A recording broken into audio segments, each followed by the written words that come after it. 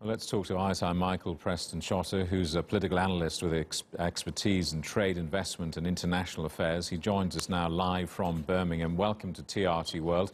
Well, Robert Mugabe casts a long shadow, doesn't he? I mean, does anyone care any longer? Absolutely. Although he's not contesting the election, he's an absolutely key figure. If you look at some of the key provinces in Zimbabwe, if you look at Mashonaland West, Mashonaland Central, those are absolutely pivotal for you carrying the vote and going into State House. So in as much as he's in post-retirement, he's absolutely a key figure in these elections. And we should be wary that there are those people that still are loyal to him up until now within the civil service, within the party, ZANU-PF party. So he's absolutely a key figure in these elections. Make no mistakes about that. How do you read the next 24 hours? What are the chances that there will be an upset in this election?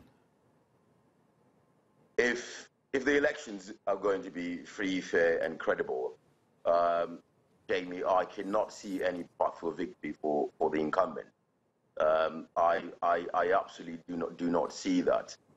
There's an aura of change in Zimbabwe right now, and the Zimbabweans are clamoring for change. If the opposition campaigns to go anything by in terms of numbers, if those numbers can be translated into votes, then it's a clear victory to State House for Chamisa.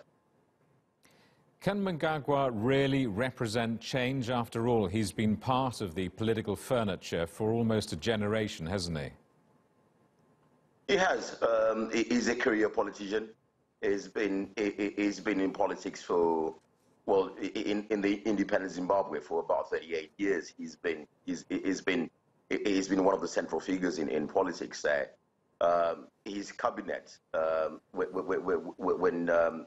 when he was installed as president, certainly does not signal that there's a change in policy or a change in direction. In the last 7 months, I think he's failed to enact change that gives people hope, that help to rehabilitate the country after almost 38 years of decay.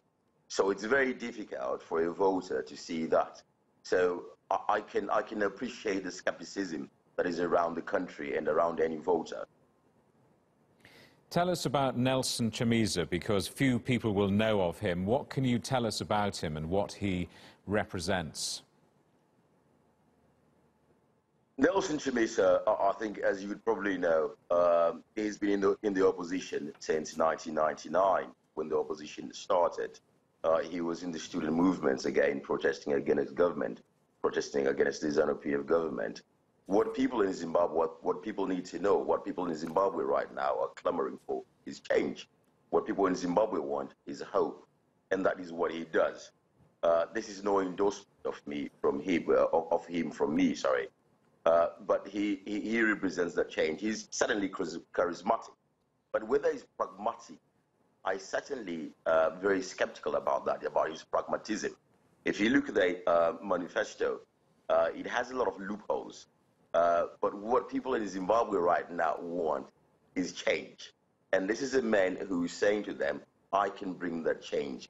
This is a brand new face. Remember that he is the youngest ever presidential candidate in an election in Zimbabwe. He's only about 40 years old, so very young, very charismatic. He's good on the pulpit.